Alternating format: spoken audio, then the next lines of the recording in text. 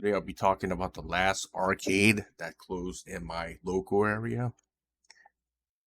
That one was called Family Fun Arcade, and it closed around late 2012. And this arcade's been around since 1973, where I live around. So it's been in business for, it's actually older than me. I was born in 1975, and this arcade started in 1973, and I think they started with I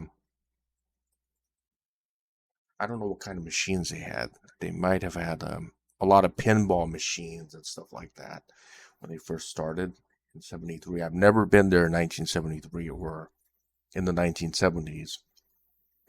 But I've been to this arcade probably around 19. First time I've been there was probably 87 or something like that. And it's been around for quite a while.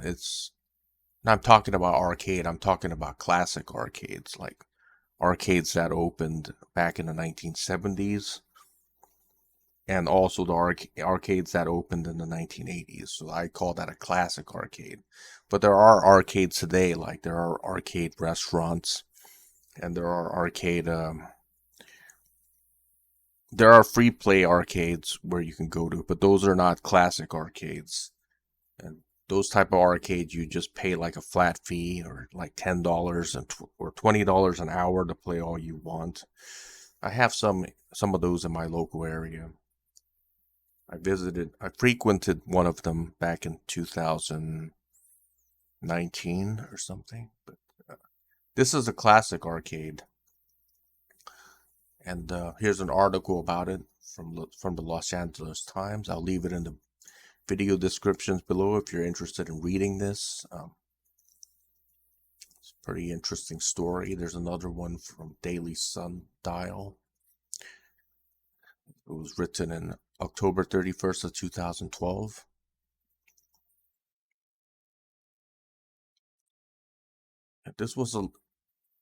This arcade. I'm surprised that this arcade closed in 2012 because I haven't been to an arcade since I think the last time I went was 1999 with one of my friends to Family Fun Arcade. That was the last arcade that I went to, and we didn't plan to go to Family Fun. We were just driving by, and then we just stopped by Family Fun and played some games like Street Fighter. I think it was Champion or something. I'm not really sure which one. Street Fighter 3 or something like that. I'm not really sure. I don't remember. It was such a long time ago. Or Tekken or something. He was playing against other people. He liked playing those fighting type of games, and especially in the 1990s, people would go to the arcades to play against other people, playing fighting games like Street Fighter 2, Street Fighter 2 Alpha, Street Fighter. Let's see where Street Fighter 3 came out. I don't know.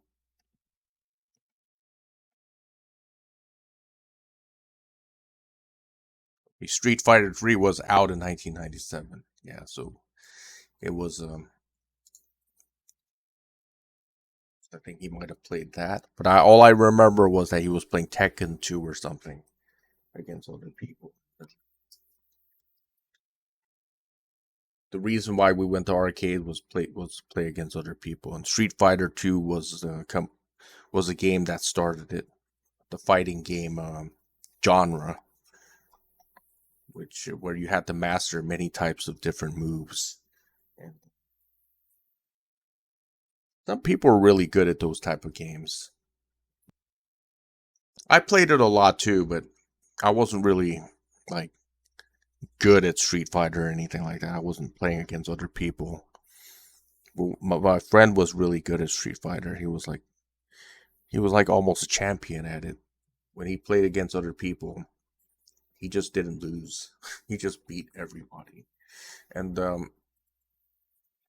you went to the arcade to generally play against other people. You would meet them, and you would become their friends and you would know them and stuff like that, and you would see the same type of people at the arcade if you frequented it often enough, and you would kind of like know all the people that's there, including the owner of the arcade.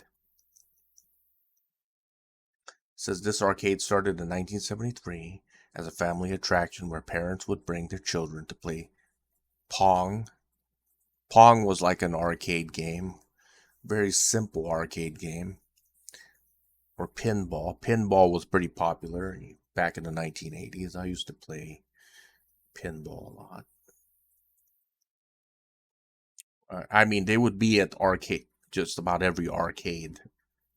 Pinball was part of an arcade, but that kind of scene kind of like died out in the 1990s where people wanted to play more video games and less games like Pong or anything.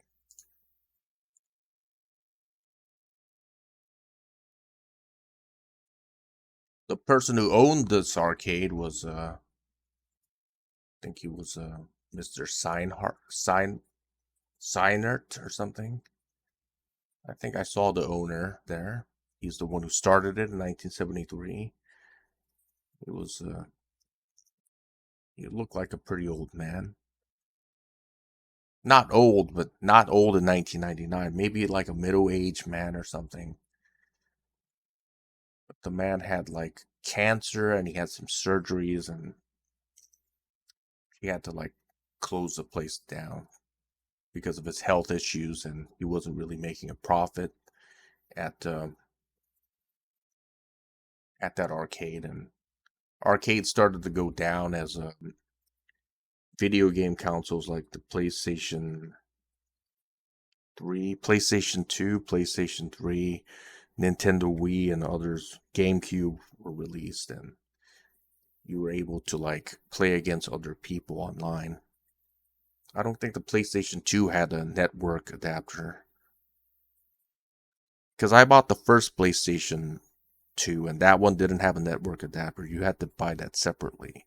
But when I got the PlayStation 3 in 2006, that had a network adapter. I think the Wii also had a network adapter, and all the other video game consoles did too, and computers as well. And that kind of like, as for computers, online games were becoming popular even in the early 2000s. I think some of the earlier ones that I played was like Unreal. I used to play Quake 2 and Quake 3 and Half-Life, games like that. And they had like derivatives of mods for Half-Life, like Day of Defeat, Counter-Strike, and stuff like that. And I would play a lot of those games online, even back in 2001 and stuff like that. I would I wouldn't really go to the arcades because I haven't been to the arcade since 1999. Because there's no reason to go there. Because starting from, I guess, the late 1990s and 2000s, there really wasn't that much of a difference in the arcade version versus the home versions, the home video game console versions like the PlayStation 2 or Nintendo GameCube or Sega Dreamcast or whatever. Not much of a difference at all. And when you got to like 32-bit video game consoles, the home version was almost identical to the arcade version in just about every way, except you didn't have to put in quarters to play it. And the reason why arcades started to close down was because you had inflation. Everything else went up, right? But how can you make money having people play one quarter at a time, right? Because all I know for sure is that my parents bought a home in Los Angeles County for about $120,000 back in 1983. And that same home in their area is worth one is worth almost $900,000 right today. This is how much they paid for it, and it went up almost 7 times, 7.5 times, and everything else went up too. Like utility prices went up, electricity, natural gas, uh, fuel, oil, stuff like that went up. Rents went up. Everything else went up as well. So if you gauge it with inflation, I don't know, you could gauge it with anything, real estate, the price of gas or whatever. For each play, it should be about $1.25 per game. And they really didn't raise prices for arcades, so I guess it didn't become profitable. It doesn't make any sense to keep the price the same when you have inflation and everything else. And in this article, it says for a time, home video games and arcade games work in tandem. Much like movie theaters and home video, games would be released to the arcades first, then a year or so later to consoles.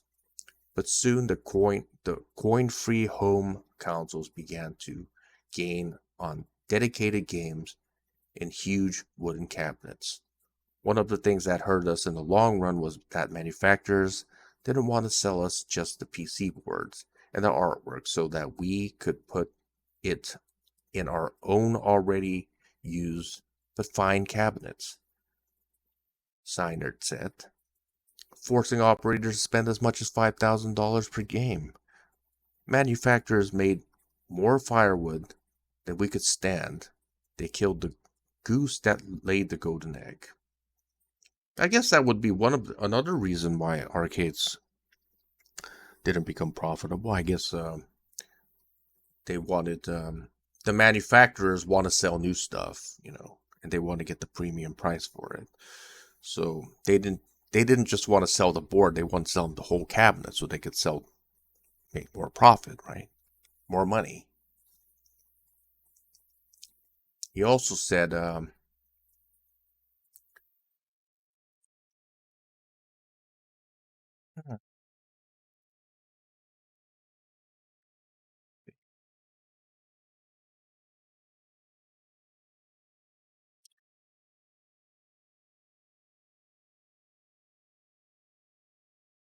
Okay, he says a hands-on businessman, Seinert saw another upswing in the form of one-on-one fighting games, and he pioneered the method of wiring two separate cabinet games together so players could go head-to-head. That and Seinert savvy moved to be the first arcade in the USA to get the hotly anticipated Street Fighter 4 in 2008 fueled one last wave of success. Okay, so I guess Street Fighter 4 was still released in the arcades, and Family Fun got it first, so I guess that really did help them. But after that, it was just a downhill incline from there. I wish I visited this arcade before it went down. But to me, arcades were, I guess, just to a lot of people, arcades were more than just a place where you could play video games. I guess it was a place to meet people, play against people, socialize, and today we have a lot less of that in every way. People don't go to stores, they don't go to physical stores, they shop online on websites like Amazon. You have so many. You got Mercari, you got eBay, you got Overstock. Best Buys even sells online. And online sellers sell it for much less than brick and mortar, so people don't go shopping a lot in brick and mortar stores. And I guess that's also that became a trend for video games as well. So you could buy the video game and then you could play at home on your video game console connected to the internet. So the internet did, and broadband internet did create a lot of disruptions to older forms of businesses like walk-in arcades and brick and mortar stores, which we see today, and a steady decline of that. People aren't shopping in stores as much, so a lot of brick and mortar stores are closing. And the same happened for arcades, because there was no reason to go to arcades, because you could play against players all over the world, not just your local area. But that kind of like takes away the sense of community that we had back in the past, where we could go to mom and pop shops, and we could know the owners of these establishments, and we can go to stores and stuff, and like the last store that I know, major store or big box retail store that closed down in my local area, was Fry's Electronics. And they've been in business for a long time, since I guess the 1980s or something. And they closed down like back in 2019 or something. Let's see.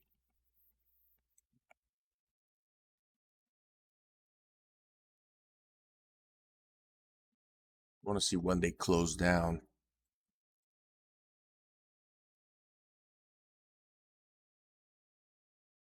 Don't have a good memory. Fry's Electronics is no more. Okay. This article was written in 2021 of February 24th. So I want to know when they closed down. Okay, they closed down in 2021. So this was an iconic store. I used to visit that a lot back in the 1990s and stuff, and even in the 2000s. Now they're gone.